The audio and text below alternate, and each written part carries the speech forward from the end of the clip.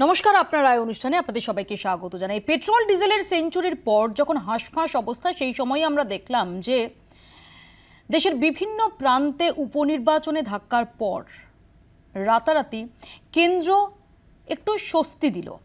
কেন্দ্রের তরফ থেকে এক্সাইজ ডিউটি কমানোয় বেশ খানিকটা কমলো পেট্রোপণ্যের দাম, পেট্রোল এবং ডিজেল উভয় ক্ষেত্রেই।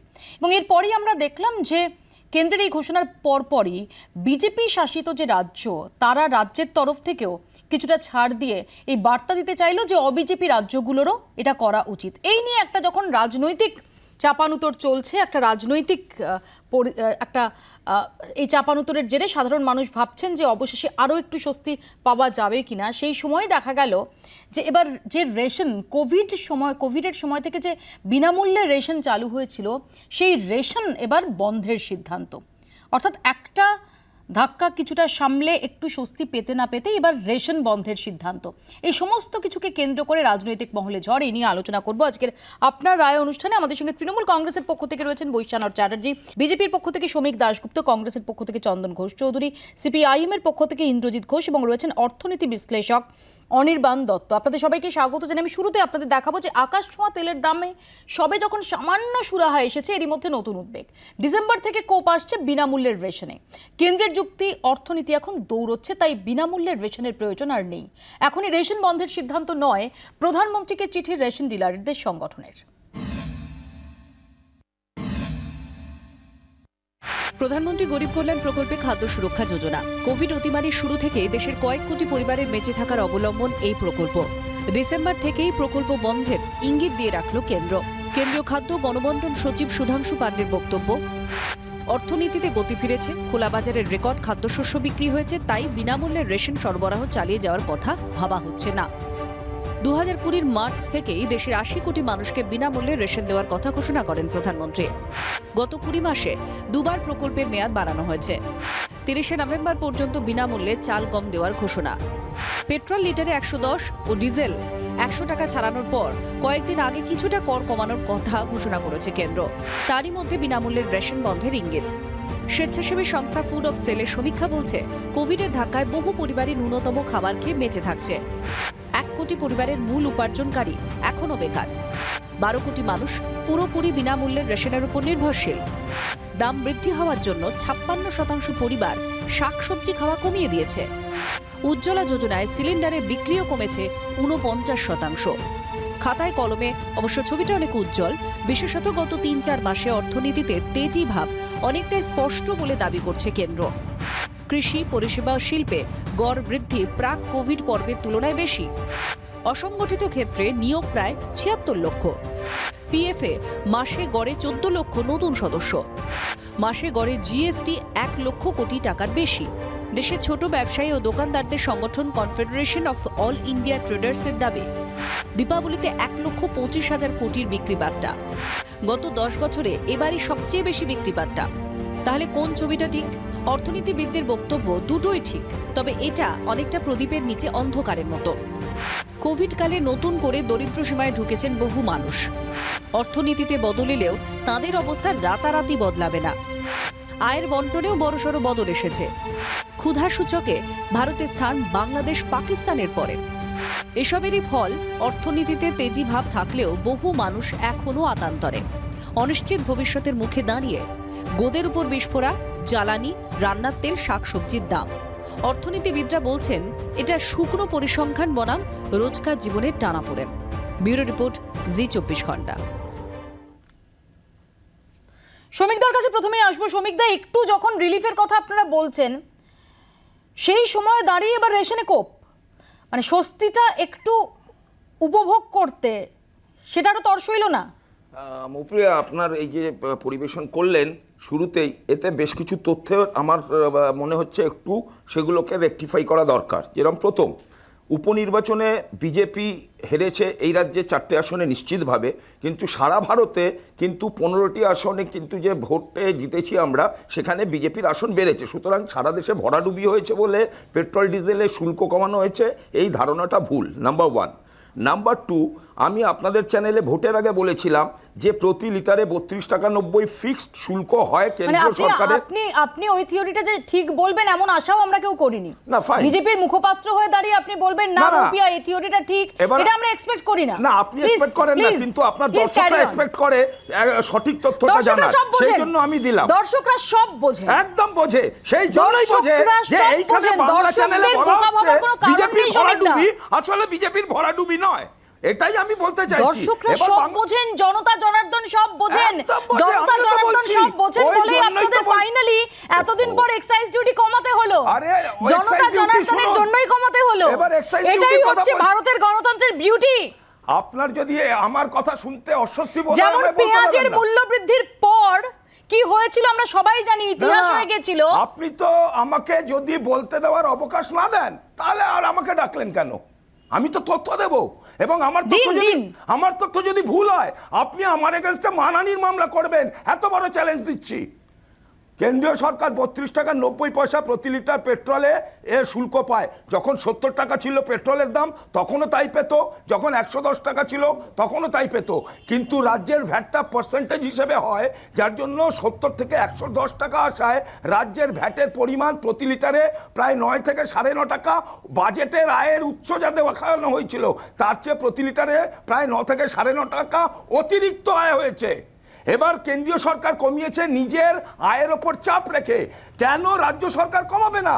2011-এ যখন তৃণমূল সরকার আসে তখন পেট্রোল ডিজেলের এই ভ্যাট থেকে ইনকাম হতো এই রাজ্যে 2700 কোটি টাকা, সেটা 300 গুণ বেড়েছে, 300% বেড়েছে, প্রায় 300% বেড়ে কেন রাজ্য কমাবে না?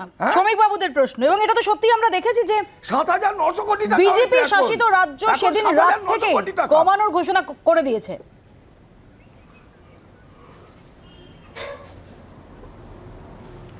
আসলে বিজেপি নির্বাচনে উনি বলছেন হারেনি, বিজেপির এই রাজ্যে জমানত জব্দ হয়েছে। উনি প্রথমেই মানে হেরে গিয়েও হারটা স্বীকার করতে চাইছেন না। একদম স্বীকার করেছি, বৈষম্যটা শুনেনি। আমি বলেছি সর্বভারতীয় ক্ষেত্রে আমাদের আসন বেড়েছে। আপনারা একটু সত্যি বলুন, আপনি ভোটের কথা বলছেন, ভোটের আগে আপনারা বলেছিলেন আমরা ক্ষমতায় এলে পেট্রোল ডিজেলের দাম কমাবো, আপনারা বলেছিলেন পেট্রোল ডিজেলের দাম কমাবো, কেন্দ্রীয় সরকার কমিয়েছে, আপনারা বলেছেন। আমি কি একটা কথা বলেছি না? আপনারা এইটাই হলো ক্রস সাবমিশন করা হলো বিজেপির অধিকার, মানুষের জন্য আপনারা কিছু করছেন না। Empty vessel sound much exactly you people are the আওয়াজ বেশি, উনি শূন্য কলসি তাই ওনার আওয়াজ বেশি, খালি চিৎকার করে গলা চাপিয়ে দিতে চাইছেন, গলাবাজি করে কোনো লাভ হবে না। আপনি মিথ্যা বলছেন, আমি বিরোধিতা করছি, তখন মাঝখানে আমি বলি ওনার একটু ধৈর্য থাকা উচিত, আমি তার বিরোধিতা করি। ধৈর্য রাখুন না, কথাটা শুনতে চান না, কেন শুনতে চাইছেন না? আপনি কেন মিথ্যা কথা বলবেন? আপনারা শুনে রাখুন বলবেন না যে 2014 সালের পেট্রোলের 2011-এ আপনার ইনকাম ছিল 2700 কোটি, আর এই বছরে 2014 সালে 7900 কোটি, এই 300% বাড়লো কি করে? সেই টাকাটা আপনি হিসাবটা দিন। 71 টাকা যদি কেন্দ্রীয় সরকারি নাকি সব টাকা পায়, তাহলে আপনাদের কি করে আয় বাড়লো? যদি কেন্দ্রীয় সরকারি বাড়ে তাহলে 110 টাকা, আপনারা যে 9.5 টাকা মতো অতিরিক্ত আয় করলেন, আপনার বাজেট বহির্ভূত, সেই টাকাটা আপনারা ছাড় দিচ্ছেন না কেন? অদ্ভুত ব্যাপার, এই জন্য প্রবলেম। আপনারা নির্বাচনে হারছেন, আপনি তথ্য নিয়ে আলোচনা করছেন না, ওই আপনি একটা সাই আপদ হয়েছেন, আপনারা নির্বাচনে হেরেছেন, এটার এই দায়িত্ব নিয়ে বলছি কোন সম্পর্ক নেই। ওই জন্য আমি বলছি আপনি বৈষম্যতা বন্ধ করুন। শ্রমিক বাবুদের যেটা বক্তব্য, বৈষম্যতা শ্রমিক দাদের যেটা বক্তব্য, যে কেন রাজ্য বিজেপি শাসিত রাজ্যগুলো তো দেখিয়ে দিয়েছে যে চাইলে কমানো যায়, কিছুই না, যেটুকু কমবে সেটুকুতে তো সাধারণ মানুষের স্বস্তি। তাহলে এ রাজ্যের ক্ষেত্রে আপনারা ভাবনা চিন্তা করছেন না কেন? এটাই শ্রমিক দাদের প্রশ্ন। আপনি কি জানেন যে বিজেপি শাসিত রাজ্যগুলো কেন্দ্রীয় সরকারের যে সহযোগিতা পায়, নন বিজেপি রাজ্যগুলো কেন্দ্রীয় সরকারের কাছ থেকে সেই আর্থিক সহযোগিতা পায় না। পরিসংখ্যান তাই বলছে। এবং আপনি জেনে রাখুন, এটা রিসার্চে এসেছে যে Bengal government has already cut their share of state tax imposed on petrol and diesel। আপনাদের প্রবলেমটা কি জানেন তো? আপনি অসত্য তথ্য দিলেই আমি বলবো। আমি এর আগেও দেখছি এবং আরে কে সত্যি কে মিথ্যে মানুষই তার বিচার করেছে। তাই 1000 বিজেপি নেতাকে নিয়ে এসো এর রাজ্যে ভরাডুবি হয়েছে। নরেন্দ্র মোদী মমতা ব্যানার্জির কাছে পরাজিত হয়েছে। আপনাদের লজ্জা লাগা উচিত। 8 দফায় নির্বাচন করে হেরে গেছেন, হেরে গিয়ে চিৎকার করছেন। একটা জমানার জঙ্গল পার্টি তার চিৎকার করার অভ্যেসটা যাচ্ছে না। আপনাদের লজ্জা লাগা উচিত। নির্লজ্জের মতো চিৎকার করবেন না। কথাটা শুনতে রাখুন, কথাটা শুনতে থাকুন। আমি একটু চন্দনবাবুর কাছে আসি। চন্দনবাবু, এই পয়েন্টটা তো খুব ভ্যালিড পয়েন্ট। আসবো বৈশাখদা, এই পয়েন্টটাও তো ভ্যালিড পয়েন্ট যে যদি বিজেপি শাসিত রাজ্যগুলো সঙ্গে সঙ্গে আসবো প্লিজ দাম কমাতে শুরু করে। শ্রমিকদা আসবো প্লিজ, আপনি বলুন শ্রমিকদা আসবো প্লিজ, আপনারা ছাড়ছেন, শ্রমিকদা আসবো, কি চিৎকার করছে বৈশাখদা আসবো। চন্দনদা, আপনার কাছে আমার এই প্রশ্নটাই যে শ্রমিক বাবুরা যে প্রশ্নটা তুলছেন যে যখন বিজেপি শাসিত রাজ্যগুলো দাম কমিয়ে একটা দৃষ্টান্ত স্থাপন করতে পারছে তখন আপনাদের কোথায় দ্বিধা কোথায়? আমি পরিষ্কারভাবে একটি কথা থেকে শুরু করি। দেখো, এখন এতক্ষণ যে কনভারসেশনটা হলো এই শ্রমিক আর বৈষ্ণবদার, আমি কিন্তু কিছুই বুঝতে পারলাম না। আলটিমেটলি একটা ভয়েস ওভার হয়ে গেল।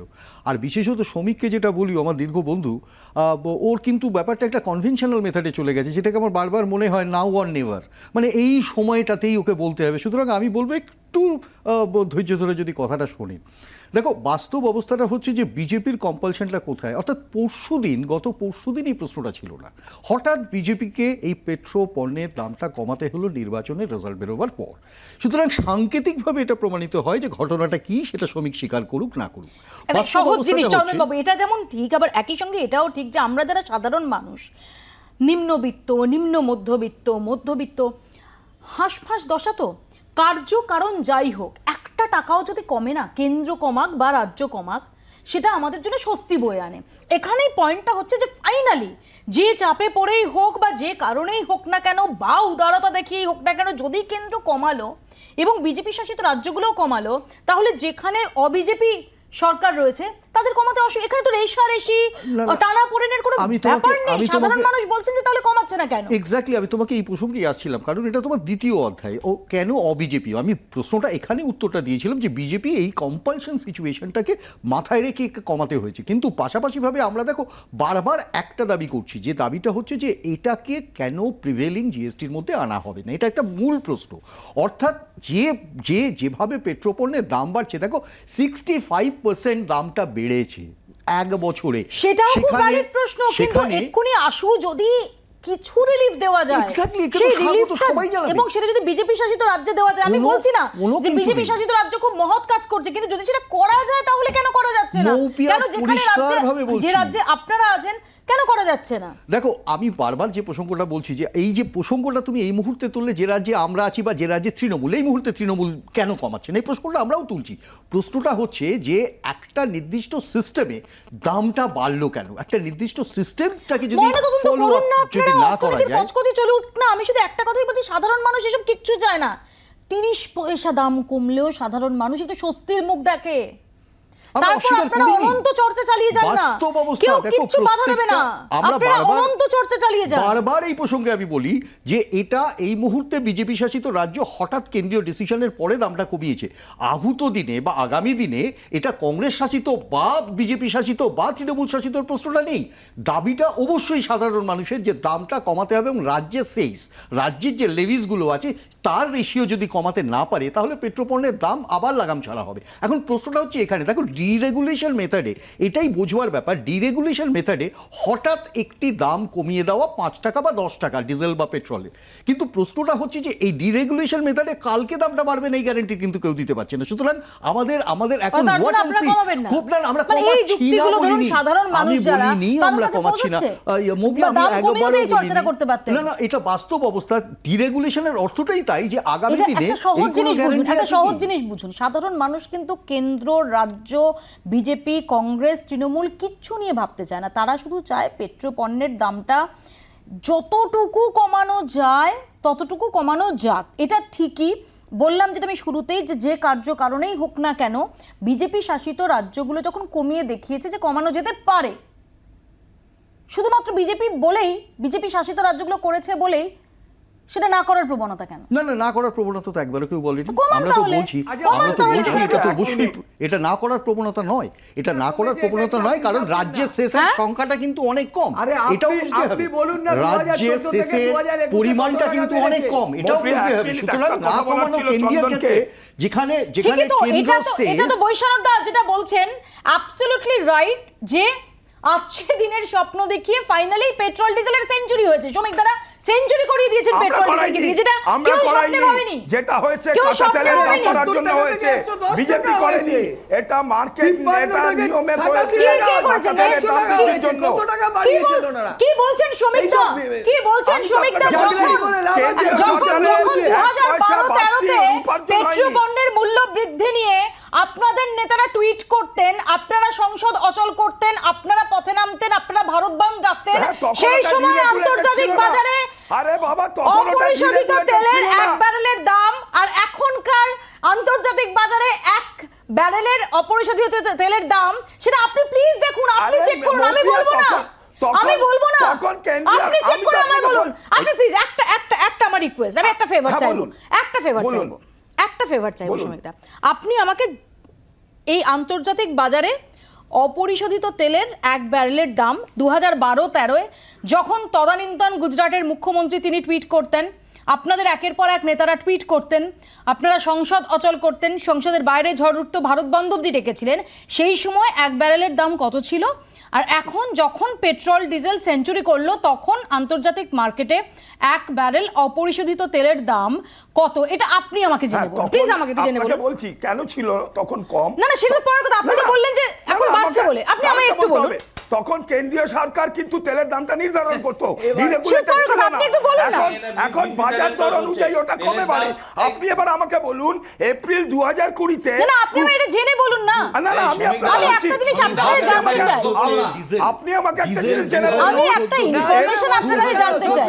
এপ্রিল 2020-তে ক্রুড অয়েলের দাম ছিল আপনার 29 টাকা পার ব্যারেল, $29 পার কবে? ব্যারেল। কবে?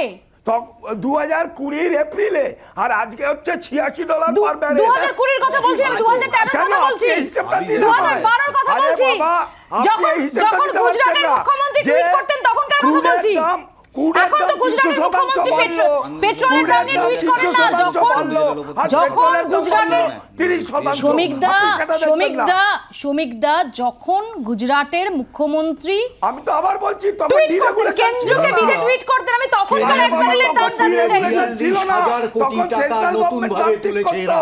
তখন গত 6 ভর্তুকির মাসে টাকা আমাকে 42,000 আপনাকে দিতে কোটি হতো। টাকা এখন নতুন আমাকে ভাবে ইন্দ্রজিৎ কিছু বলতে চাই, ভর্তুকির ইন্দ্রজিৎ, টাকা please। দিতে হয় না। এই শ্রমিকদা, আমি কিন্তু অনেকক্ষণ কিছু বলিনি, এবার প্লিজ আমাকে আমি লাস্ট একটা কথা বলে ইন্দ্রজিৎ শেষ করে দেবো। যদি এই নির্বাচনের ফলই কারণ হয়, তাহলে কংগ্রেসের যে বেহাল দশা এবং বামেদের যে কোথায় বেহাল বেহাল দশা, একমাত্র কোথায় বাম শাসিত বেহাল রাজ্য দশা? কেরল কোথায় দেখছো এবং বেহাল কংগ্রেস দশা? শাসিত রাজ্যগুলো অনেক আগেই ব্যাট কমাতো।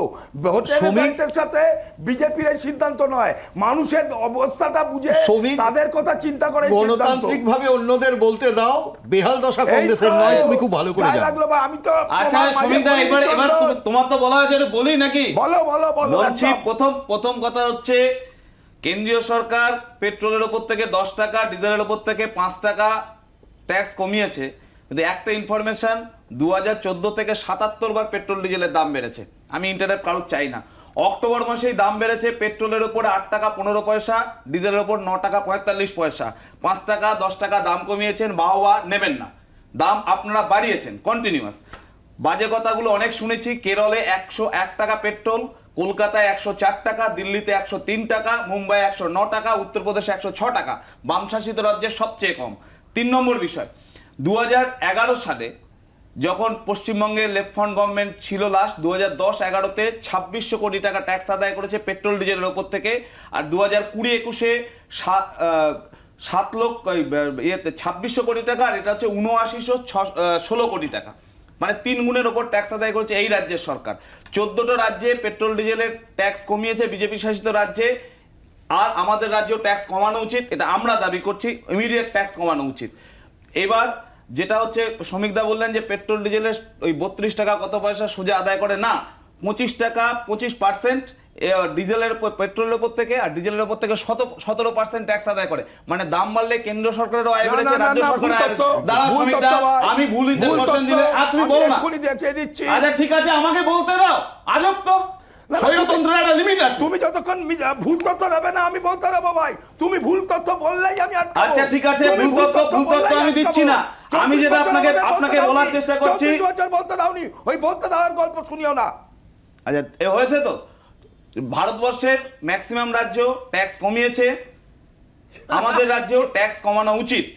2021 সালের বিধানসভা নির্বাচনের আগে 21শে ফেব্রুয়ারি 1 টাকা আমাদের উপর থেকে পেট্রোল ডিজেলের দাম কমিয়েছিল, তখন সামনে নির্বাচন ছিল। আর নির্বাচনের পরে ট্যাক্স আদায়টা বেড়েছে। এখন কিন্তু রাজ্য সরকার ট্যাক্সটা কমাচ্ছে না, মানে জনগণ হুড়মুড় করে ভোট দিচ্ছে, ফলে যা খুশি করা যায়। আমাদের সাধারণ মানুষের কথা ভেবে ট্যাক্সটা কমানো উচিত। আশা করব তর্ক বিতর্ক না করে রাজ্য সরকার ট্যাক্সটা কমাবে, এটাই আশা রাখবো। লাস্ট একটা কথাই বলে শেষ করব, যে পেট্রোল ডিজেলের ট্যাক্স কমিয়ে দেওয়ালি উপহার দিয়ে দেশের সরকার ঘোষণা করার সাথে সাথে একটা অমানবিক সিদ্ধান্ত ঘোষণা করলো, অসাংবিধানিক সিদ্ধান্ত ঘোষণা করলো, যেটা হচ্ছে এই বিনামূল্যে রেশন বন্ধ করে দেবে। আমি এই প্রসঙ্গে আসবো, বিনামূল্যে রেশন অত্যন্ত গুরুত্বপূর্ণ প্রশ্ন, যেটা বলে আমি শুরু করলাম। আমি অনির্বাণের কাছে আসবো। অনির্বাণ, এই গোটা পেট্রোপণ্য কন্ট্রোভার্সিটায় তোমার কি অবজারভেশন, যে বিজেপি শাসিত রাজ্যগুলো যেভাবে কর কমিয়েছে, কিছুটা হলেও সেখানে দাম কমেছে, অবশ্যই কেন্দ্রের এক্সাইজ ডিউটি ছাড় দেওয়ার কিছুটা কমানোর পর অন্য রাজ্যগুলোরও সেটা করার তো প্রভিশন আছে?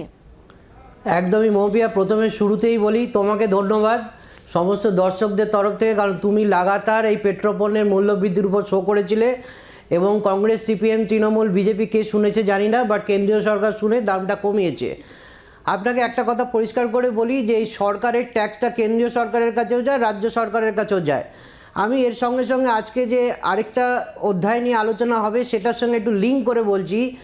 মে মাসের 5 মে 2020 সালে সরকার, কেন্দ্রীয় সরকার 13 টাকা পেট্রোল, 13 টাকা ডিজেল, 10 টাকা পেট্রোলের উপর অ্যাডিশনাল শুল্ক চাপানো হয়েছিল। সেটা সরকার 5 মে 2020 সালে স্পেসিফিক্যালি বলেছিল যে কোভিডের জন্য সরকারের রোজগার প্রয়োজন, কোভিড ম্যানেজমেন্টের জন্য, তার জন্য 13 টাকা ডিজেল, 10 টাকা পেট্রোলের দাম বাড়ানো হয়েছিল। আজকে সেটা 5 টাকা পেট্রোলের, ডিজেলের কিন্তু 10 টাকার দাম কমানো হয়েছে।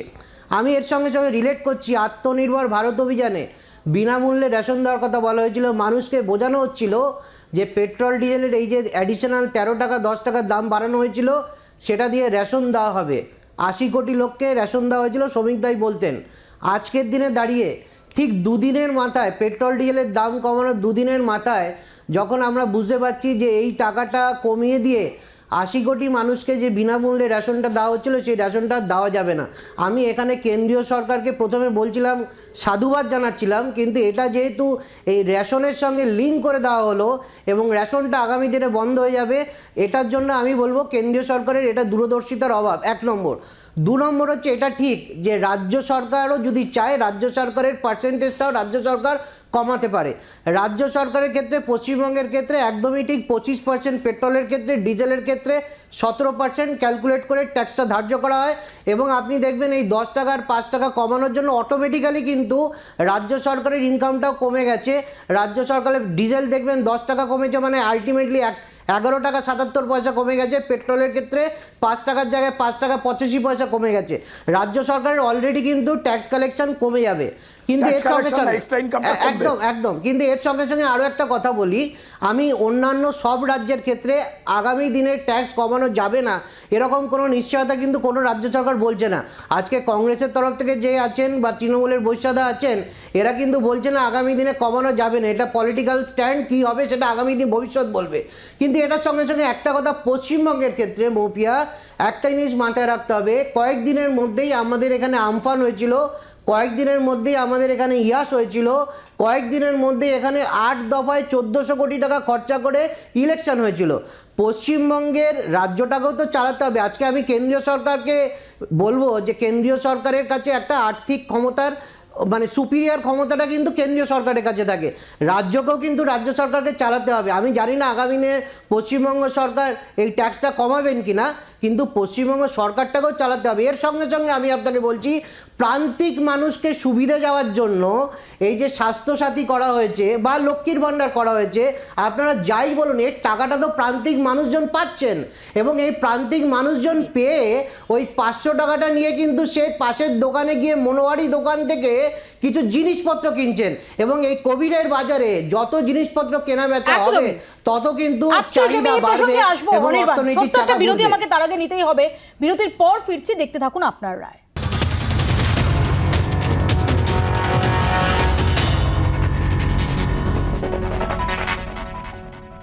হাত পোড়ানো দাম থেকে সামান্য স্বস্তি। পেট্রোল ডিজেলের শুল্ক কিছুটা কমিয়েছে কেন্দ্র। বিজেপি শাসিত রাজ্যগুলো শুল্ক কমিয়েছে। এবার পিআইবির মাধ্যমে অবিজেপি রাজ্যগুলোকে দাম কমানোর আবেদন কেন্দ্রের। তেলের দাম নয়, তেল রাজনীতিতেই আপাতত ফুটছে দেশ। কেন্দ্রের পথ ধরে তেলের ভ্যাট কমিয়েছে 22টি রাজ্য ও কেন্দ্রশাসিত অঞ্চল। বাকি রাজ্যগুলো এখনো এ নিয়ে চুপ। এই অবস্থায় প্রেস ইনফরমেশন ব্যুরোর বিবৃতি কেন্দ্রের। বিবৃতিতে বক্তব্য, 22 রাজ্য ও কেন্দ্রশাসিত অঞ্চল তেলের উপরে ভ্যাট কমালেও 14টি রাজ্য এখনো সে পথে হাঁটেনি। মহারাষ্ট্র, পশ্চিমবঙ্গ, তামিলনাড়ু, তেলেঙ্গানার মতো বাকি রাজ্যগুলো ভ্যাট কমিয়ে মানুষকে রেহাই দেখ। তাৎপর্যপূর্ণ হল 22টি রাজ্য ও কেন্দ্রশাসিত অঞ্চল বিজেপির শাসিত, বাকি 14টি কংগ্রেস সহ অবিজেপি দলগুলির হাতে রয়েছে। স্বভাবতই কেন্দ্রের এই বিবৃতির পর সেই পুরনো অভিযোগটাই ফিরে ফিরে আসছে। তেলের দাম নিয়ে রাজনীতি করতেই কি কেন্দ্রের এই কৌশল? তাঁদের প্রশ্ন, না হলে পিআইবির মতো সরকারি সংস্থার মাধ্যমে বিবৃতি কেন? কেন কেন্দ্রীয় সরকার বেশি নেয়, রাজ্য সরকার কম? আগে তোমরা সমান করো, তারপর বলবে ছাড়ার কথা। তুমি বেশি নাও, তুমি ছাড়ো। অর্থনীতি চাঙ্গা হচ্ছে, জিএসটি বাড়ছে, সেই জন্য তারা সাধারণ মানুষকে অনেকটা রিলিফ দিচ্ছেন। পেট্রোল পণ্যে দিচ্ছেন, ভোজ্য তেল। সো যারা এতদিন সাধারণ মানুষের জন্য কেঁদে ভাসাচ্ছিলেন, সেই বিরোধী সরকারগুলো কেন কমাচ্ছেন না? বিজেপি সমস্ত সরকার কমিয়েছে, অন্যান্য সরকারও কমাচ্ছেন, কিন্তু পশ্চিমবঙ্গ সরকারের কানে এখনো জল ঢোকেনি। পেট্রোল ও ডিজেলে উৎপাদন শুল্ক কমার পরও তেল থেকে কেন্দ্র ও রাজ্যের কোষাগার ভরতেই থাকবে। পেট্রোলে কেন্দ্রের আয় ছিল 33 টাকা 25 পয়সা, প্রায় হলো 28 টাকা 25 পয়সা। ডিজেলে লিটারে 10 টাকা কর কমলেও এখনো ভালো টাকায় ঘরে তুলছে মোদী সরকার। ডিজেলে কেন্দ্রের আয় ছিল 32 টাকা 50 পয়সা, হলো 22 টাকা 50 পয়সা। পেট্রোল ও ডিজেল থেকে রাজ্যও বিপুল টাকা ঘরে তোলে। রাজ্যের ভ্যাট পেট্রোলে 19 টাকা, ডিজেলে 13 টাকা। আর্থিক সংস্থা ক্রেডিট সুইসের দাবি, জ্বালানি থেকে গত অর্থবর্ষে 3 লক্ষ কোটি টাকা কর তুলেছে সরকার।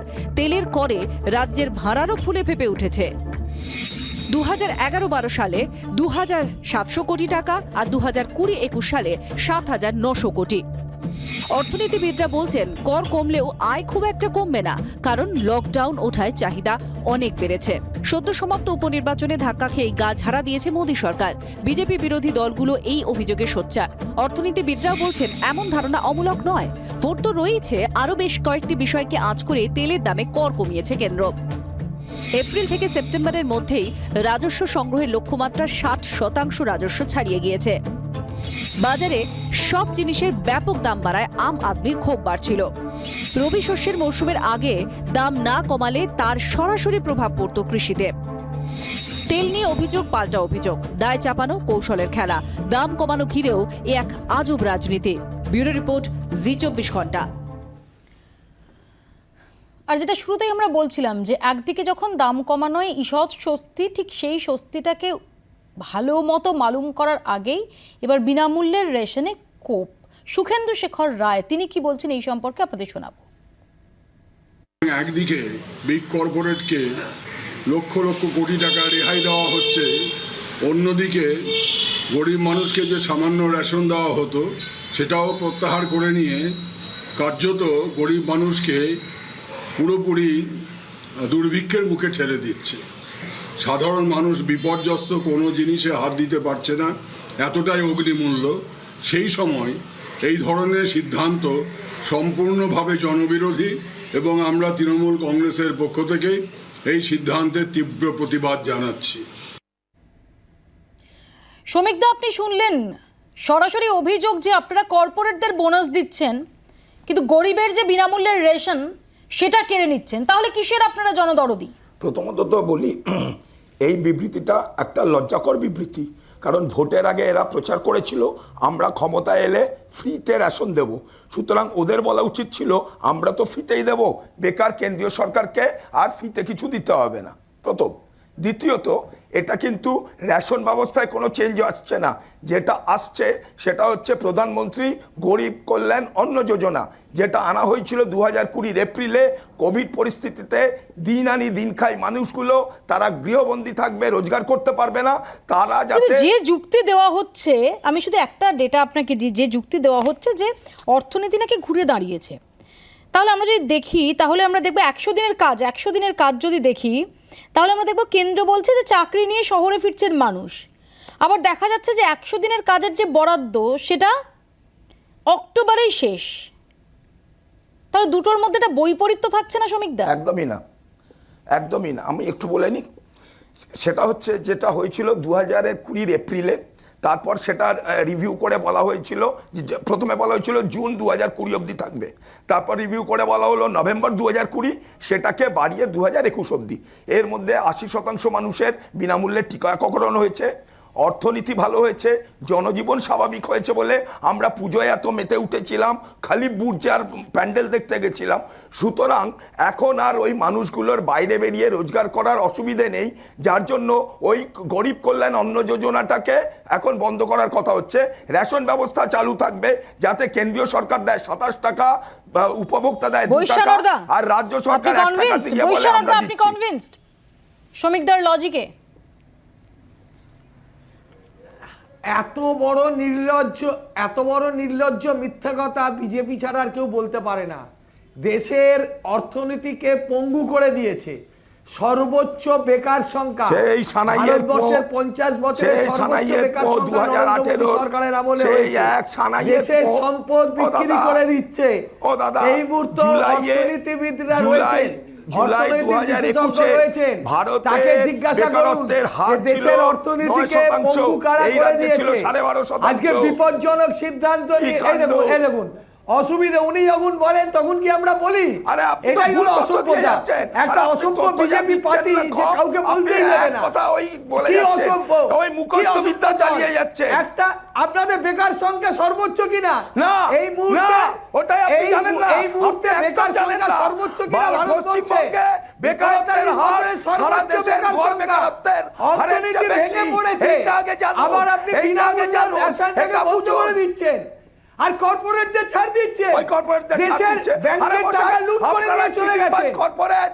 ওই সারাদিন নারদার পাশে দাঁড়িয়েছে, আপনারা আবার কর্পোরেটের এগেইনস্টে বলেন যে চিটিংবাজ কর্পোরেট ছিল, আপনারা তাদের পাশের লোক, আর গরিবদেরকে বলছেন যে রেশন দেবো না। আপনাদের লজ্জা থাকা উচিত। একদম না, আপনাদের লজ্জা নেই বলেই বেশরম বলেই এই ধরনের কথা বলতে পারেন, আর চিৎকার করতে পারেন। এই জন্য দেশের মানুষ আপনাদেরকে ইতিহাসের রাস্তাগুলো পাঠিয়ে দিয়েছে। আর কেউ করে না। বিজেপির মতো নির্লজ্জ পার্টি নেই। আপনার মতো দেশকে বিক্রি করে দেয়, দেশের ইন্স্যুরেন্স বিক্রি করে দেয়, দেশের রেল বিক্রি করে দেয়, দেশের সম্পদ বিক্রি করে, দেশের নির্লজ্জতার কম্পিটিশন হচ্ছে না। কম নির্লজ্জ কে বেশি নির্লজ্জ সেটাও আজকের আলোচনা। আজকের আলোচ্য একটাই, সাধারণ মানুষের স্বস্তি কিসে হবে। আমি একটু ইন্দ্রজিতের রেসপন্স দেবো। ইন্দ্রজিৎ, প্রথম কথা বলি যে বিজেপি সরকারের উত্তর দিন কেন এই যে কেন্দ্রীয় সরকারের, আপনারা আমাকে তো বলতে দিয়েছে, একটু বলতে দিন। আচ্ছা ঠিক আছে শ্রমিকদা, সেটা হচ্ছে প্রথম এবং প্রাইমারি কথা হচ্ছে যে ভারতবর্ষ ক্ষুধা সূচকে 128টি দেশের মধ্যে 103 নম্বরে। পাকিস্তান, শ্রীলঙ্কা, নেপাল, তাদের চেয়েও আমাদের অবস্থা খারাপ। আমরা মানে গর্ববোধের তো কোনো জায়গা নেই, এটা হচ্ছে সত্যি আমাদের লজ্জার। 2 নম্বর কথা হচ্ছে আপনাদের একটু আগে রিপোর্টে দেখিয়েছেন যে 56% মানুষ তারা হচ্ছে শুধুমাত্র শাক সবজি বা প্রোটিন কেনার ক্ষমতা তাদের নেই। আমি জি24 ঘন্টা রিপোর্টে এসেই বললাম, এটা আমি আমার ডেটা বললাম না। 3 নম্বর আর একটা আমি বলছি যে কদিন আগেই রাসবিহারীর মোড়ে ড্রাইভাররা তারা নুন ভাত খেয়ে প্রতিবাদ জানিয়েছিল, তার কারণ শাক সবজি বা প্রোটিন কেনার ক্ষমতা নেই। এইটা হচ্ছে প্রান্তিক মানুষের অবস্থান। 12 কোটি লোকের, আপনাদের রিপোর্টে হচ্ছে 12 কোটি লোক এই রেশনের ওই চালের ওপর নির্ভরশীল ছিল। এবং এটা সত্যি 2020 সালে কোভিডের পর আমাদের পার্টির পক্ষ থেকেই দাবি করা হয়েছিল 10 কেজি করে খাদ্যশস্য দিতে হবে, এবং এটা না হওয়ার পরে সুপ্রিম কোর্টে মামলা হয়। সুপ্রিম কোর্টের মামলার রায় বেরোনোর সাথে সাথেই দেশের সরকার 5 কেজি করে খাদ্যশস্য দিতে শুরু করে। এবং এই সময় যেটা তুলে নেওয়া হচ্ছে, এইটা তুলে নিলে যেটা বিপদ হবে যে দেশের মানুষকে, যে গরিব অংশ যারা হচ্ছে নুন আনতে পান্তা ফেরোয়, কেবলমাত্র নুন ভাত খেয়ে কাটাতে হচ্ছে, তাদের ওই নুন ভাতটুকু জুটবে না। এখানে আমার প্রশ্ন, ঠিক তোমার বক্তব্যের রেস্ট টেনেই আমি আসবো একটু শ্রমিকদের কাছে। শ্রমিকদা, যদি আমরা দেখি, যেটা আমি আগেও মেনশন করলাম যে অক্টোবরে 100 দিনের কাজের বরাদ্দ অক্টোবরেই শেষ। এই মনরেগা বলুন, খাদ্য সুরক্ষা বলুন, এটা কিন্তু ইউপিএ আমলের, যে ইউপিএ আমলকে আপনারা এখন উঠতে বসতে দোষ দেন। সেখানে দাঁড়িয়ে যখন আমরা দেখতে পাচ্ছি, যেটা ইন্দ্রজিৎ একটু আগেই মেনশন করলেন, যখন খাদ্য সূচকে আমরা দেখতে পাচ্ছি যে ভারত 100-রও নিচে, সেই সময় দাঁড়িয়ে এই বিনামূল্যের রেশনে কোপ, এটা কি সত্যি কাঙ্ক্ষিত? মৌপিয়া, আমি আপনাকে বিনীত অনুরোধ করব, আপনি একটু ফ্যাক্ট চেক করে নিন। 2013 সালেও ওই পাকিস্তান আর বাংলাদেশের নিচে আমরা খাদ্য সূচকে ছিলাম। আরে 2013 সালে ছিলেন বলে এখনো থাকবেন, আবার তর্ক করে যাচ্ছেন, আজব তো। আবার তো আরে মুশকিল, 13তে ছিলেন, এখন তো আপনারা ভালো করছেন, আজকে দিন, তাহলে আপনারা বলুন আজকে দিনটা হয়নি, বাংলা কথা স্বীকার করুন না শ্রমিকটা। আরে ফুড সিকিউরিটি অ্যাক্টে ভারতে 189.2 মিলিয়ন অপুষ্টিতে ভুগছে, সেটা বলুন। তর্ক করবেন না। ভারতবর্ষের মানুষ ম্যালনিউট্রিশনে ভুগছে, দেশের সরকার এটা দিতে ব্যর্থ, বিজেপি ব্যর্থ। 2013 কি হয়েছিল সেটা কি ইয়ারস্টিক? সেটা কি আজকে দিনের ইয়ারস্টিক? 2013 কি হয়েছিল সেটা কি আজকে দিনের ইয়ারস্টিক? ইন্দ্রজিৎকে বলবো, তোমাদের বন্ধু কংগ্রেসকে জিজ্ঞেস করো। মুশকিল কথা, কংগ্রেসকে জিজ্ঞেস করবো, তাহলে আপনি আপনারা কোনো কাজ করেন যেটা সেটা স্বীকার করুন। আমি আসছে, তোমরা আবার কথা বলছো কি? শ্রমিক যদি একটু বলতে সুযোগ এইবারে দেয়, আমি এবং বলি, মৌপিয়া অবশ্যই তোমার অনুমতি নিয়ে আমি বলতে পারি কি? আসবো, বৈশানাথদা আসবো, শ্রমিকদা আসবো। একটা কথা একেবারে পরিষ্কার যে বর্তমান রাজনৈতিক পরিস্থিতিতে এটা শুধুমাত্র রাজনৈতিকরণ। দেখো, তোমার এই প্রথম প্রশ্নটা দেশ ধরে দ্বিতীয় প্রশ্নতে এসো। একদিকে পেট্রোল ডিজেলের দাম কমিয়ে একটা সস্তা পপুলারিটির জায়গা, ঠিক পাশাপাশিভাবে যেখানে সোশ্যাল ওয়েলফেয়ার ইনভেস্টমেন্টের দরকার, সেই সময় যেখানে 12 কোটি মানুষ আমাদের দেশে অভুক্ত থাকবে যদি না তারা সাবসিডাইজড ফুড পায় বা সাবসিডাইজড বিনামূল্যে মূলত এই ফুড পায়। তারপরে যারা সাবসিডাইজড পায় তার তো একটা অ্যানাদার লেভেল। তুমি টোটাল যদি ফিগার আউট করো তাহলে দেখবে প্রায় 35 কোটি মানুষ। তো আলটিমেটলি তোমার প্রশ্নটার উত্তর কিন্তু এখানেই রয়ে গেছে, ওই 5 টাকা 10 টাকা, এবং সেখানে কোন জায়গায় কোন প্রান্তিক মানুষকে বঞ্চিত করা হচ্ছে, বাস্তব অবস্থা তাই। দ্বিতীয় প্রশ্নটা হচ্ছে 2013 সোশ্যাল ওয়েলফেয়ার ইকোনমিকে সামনে রেখে কংগ্রেসের যে কটা নীতি প্রত্যেকটাকে অ্যাডাপ্ট করেছে এরা, প্রত্যেকটাকে।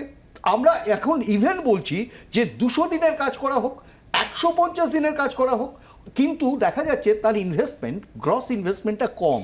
কিন্তু একই সঙ্গে বিজেপির যেটা যুক্তি, সেই যুক্তিটা হচ্ছে যে 2012 বা 2013 ইউপিএ 1 হোক, ইউপিএ 2 হোক, বা তার পরবর্তী সময়েও এরকম একটা ভয়ঙ্কর প্রায় 2 বছর ব্যাপী অতিমারি, সেটাও তো তখনকার ইকোনমি দেখেনি।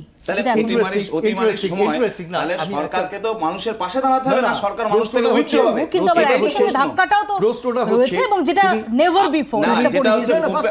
সারা পৃথিবী, এক মিনিট ইন্দ্রজিৎ, সারা পৃথিবী এটাতে সারা পৃথিবী সাফার করেছে, এখানে কোনো সন্দেহ নেই। আমরা জানি আমেরিকার ইকোনমি পর্যন্ত, আমরা জানি আমেরিকার ইকোনমি পর্যন্ত কিভাবে সাফার করেছিল।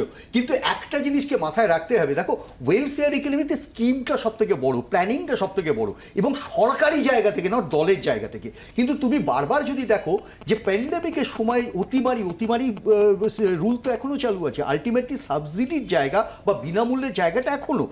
আমরা কখন ওরিয়েন্টেশন করতে পারবো যখন আলটিমেটলি এই ধরনের যারা যে মানুষগুলো এই জায়গাতে অনুরোধ করছেন যে আমি অনির্বাণের কাছে আসবো। অনির্বাণ, এই যে ইকোনমি ঘুরে দাঁড়িয়েছে, অর্থনীতি ঘুরে দাঁড়িয়েছে বলা হচ্ছে, এক সেকেন্ড শ্রমিকদা, অনির্বাণ, এই যে অর্থনীতি ঘুরে দাঁড়িয়েছে তাই বিনামূল্যের রেশন এখন বন্ধ করা যেতে পারে, এই ভাবনা কেন্দ্র, এটা সম্পর্কে তোমার কি মত? না, আমি একটা কথা বলি। আসবো শ্রমিকদা, একটু বলতে শ্রমিকদা আসবো প্লিজ, অর্থনীতি শ্রমিকদা আসবো প্লিজ। সেই জন্য শ্রমিকদা পরে আমার কথাটা আগে শুনে নাও, তোমার সুবিধা হবে। সেটা হচ্ছে অর্থনীতি ঘুরে দাঁড়াচ্ছে, এটা কিন্তু কিছুটা অর্থে সঠিক যে ভারতবর্ষের অর্থনীতি চাঙ্গা হচ্ছে, মানুষ কাজকর্মে ফিরছে, কোভিডের টিকাকরণের দ্রুতগতিতে টিকাকরণ হয়েছে এবং এতে আপনি সবাই কাজে ফিরছি এবং আস্তে আস্তে হয়তো অর্থনীতি ঘুরে দাঁড়াবে। কিন্তু অর্থনীতি ঘুরে দাঁড়িয়ে গেছে সেটা তো নয়, আজকে দিন এখনও আসেনি, 1 নম্বর। 2 নম্বর হচ্ছে আমি যেটা বেসিক জায়গাতে বলছিলাম যে দেখুন এই ট্রায়াল অ্যান্ড এরর একটা ব্যালেন্স করতে হবে। আজকে একদিনে আমি 5 টাকা 10 টাকা কমিয়ে দিয়ে ওই সঙ্গে সঙ্গে আমি ওই প্রধানমন্ত্রী গরিব কল্যাণ অন্ন যোজনা বন্ধ করে দিলাম, এটা একবারে করা উচিত হয়নি, এটার জন্য একটু সময় দরকার। আপনাকে তো আমি একটা কথা বলছি, শ্রমিকদা জবাব দিক, যদি অর্থনীতি ঘুরে দাঁড়িয়ে থাকে তাহলে ওই 13 টাকা 10 টাকা যে দামটা বাড়ানো হয়েছিল মে মাসে সেটা আজকের দিনে উইথড্র করে নিক, 1 নম্বর। 2 নম্বর, ভারতবর্ষকে আত্মনির্ভর করার কথা বলা হয়েছিল, সেই আত্মনির্ভর ভারত হয়েছে কিনা জানি না, এত তাড়াতাড়ি যদি তার 138 কোটি জনগণকে আপনি বলেন যে তোমরা আত্মনির্ভর হয়ে নিজের অন্ন নিজে জোগাড় করো, সরকার কিছু দেবে না, এটা কিন্তু ওয়েলফেয়ার স্টেটে কাম্য নয়। আপনাকে এর সঙ্গে সঙ্গে আরও একটা কথা বলছি, দেখুন পেট্রোলের দাম থেকে কিন্তু পেট্রোলের দামের যে কর, সেই কর থেকে কিন্তু সব থেকে বেশি ইনকাম হয় কেন্দ্রীয় সরকার এবং রাজ্য সরকার। আপনারা বলেন জিএসটি চালু করতে হবে, আমি আপনাকে এখানে অন এয়ার বলে যাচ্ছি আগামী 5 বছরও জিএসটি চালু করা যাবে না। তার কারণ হচ্ছে কেন্দ্রকেও সরকার চালাতে হবে, রাজ্যকেও সরকার চালাতে হবে, তার জন্য একটা ইনকাম দরকার। সেই ইনকামের ম্যাক্সিমাম ইনকামটা কিন্তু আসে এই পেট্রোপণ্যের উপরে কর থেকে। সুতরাং জিএসটির কথা ভুলে যান, কেন্দ্রীয় শুল্ক কমাতে হবে এবং রাজ্যকেও আমি বলছি রাজ্য কমাবে না এরকম নয়, রাজ্য এর আগেও 1 টাকা করে 2 বার কমিয়েছে, আগামী দিনে রাজ্য কমাবে কি কমাবে না আমরা সেটা জানি না, আমরা আশা রাখবো রাজ্য সরকারও হয়তো কিছু রিলিফ দিক যাতে আগামী দিনে পশ্চিমবঙ্গের জনগণ আবার বলবো একটা জিনিস পরিষ্কার হলো, রেশন বন্ধ হয়ে যাচ্ছে, এইটা একটা ভুল তথ্য। রেশন বন্ধ হচ্ছে না কেউ বলেনি শ্রমিকদা, না বিরোধীরা বলছে রেশন বন্ধ হচ্ছে কেউ বিরোধীরা বলছে। অন্ন যোজনার সাথে লকডাউনের সম্পর্ক ছিল, দিনমজুররা বাইরে কাজে বেরোতে পারছিল না, লকডাউন উঠে যাচ্ছে সম্পূর্ণভাবে, সেই জন্য ওইটাকে তোলা হচ্ছে। নাম্বার 3 হচ্ছে যে এই যে মানুষগুলো, যেটা একটু আগে বললো কি বলে অনির্বাণ খুব ভালো করে জানে, কখনো অর্থনীতির উন্নয়ন সিম্পল প্রশ্ন 1.5 বছর একটা ভয়ঙ্কর অতিমারী পরিস্থিতির মধ্যে দিয়ে আমরা যাচ্ছি, 1.5 বছরের জন্য টেনেছে অন্য যোজনা। শুনুন না, লকডাউন উঠে যাচ্ছে, কিন্তু আপনি কি মনে করেন লকডাউনে যে অসংখ্য মানুষ যারা কাজ হারিয়েছেন, লকডাউন ওঠা মাত্রই তারা সবাই কাজ পেয়ে যাবেন হাতে? এবার আপনাকে একটা বলি, এটা হচ্ছে বাস্তব।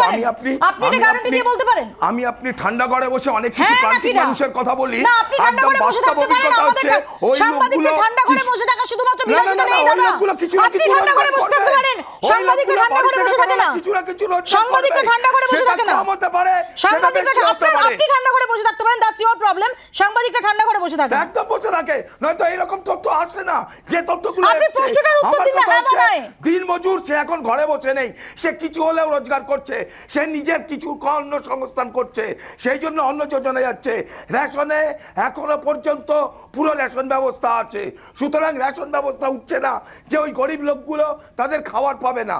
অন্য যোজনা ছিল লকডাউনে লোকে কাজে বেরোতে পারছে না, তাই সেই লকডাউন বন্ধ হয়েছে, ওই দিনমজুররা কিছু না কিছু রোজগার করছে।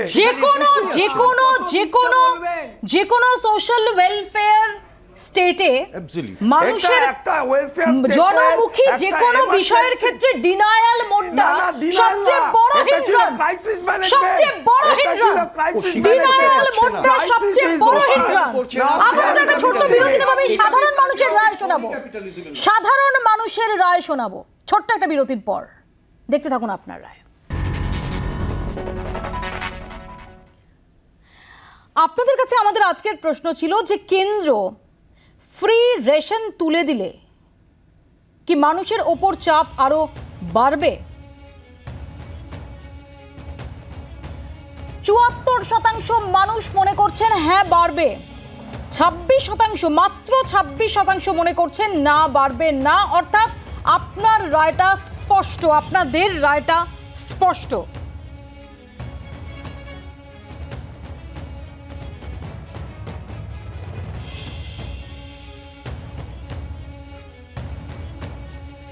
ফ্রি রেশন তুলে নিলে গরিব মানুষগুলোর অসুবিধার শিকার হবেন না, আমি আশাবাদী কেন্দ্র সঠিক সিদ্ধান্ত হবেন, আমি আশাবাদী কেন্দ্র সঠিক সিদ্ধান্ত নেবে, বলছে দেবব্রত ঘোষ।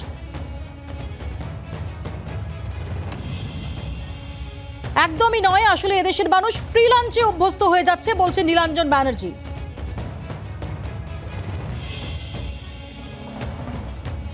সমীর দাস বলছেন বাছাই করে রেশন পাবার যোগ্য লোকদের ফ্রি রেশন দেওয়া হোক।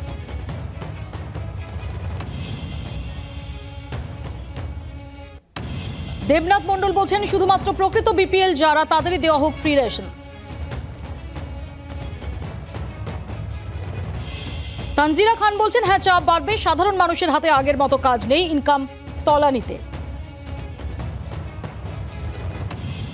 চাপ বাড়বে, ফ্রি রেশন তুলবে কেন? কেন্দ্র কি নিত্য প্রয়োজনীয় পণ্যের উপর থেকে ট্যাক্স তুলে নিয়েছে, বলছেন ওসমান আলী। অর্থাৎ বেশিরভাগ মানুষ মনে করেন যে এই বিনামূল্যের রেশন যদি বন্ধ হয়ে যায় ডিসেম্বর থেকে, তাহলে সাধারণ মানুষের ওপর চাপ বাড়বে, কারণ এখনো অনেক মানুষের হাতে কাজ নেই। আপাতত আপনারা এখানেই শেষ করছি, দেখতে থাকুন জি 24 ঘন্টা।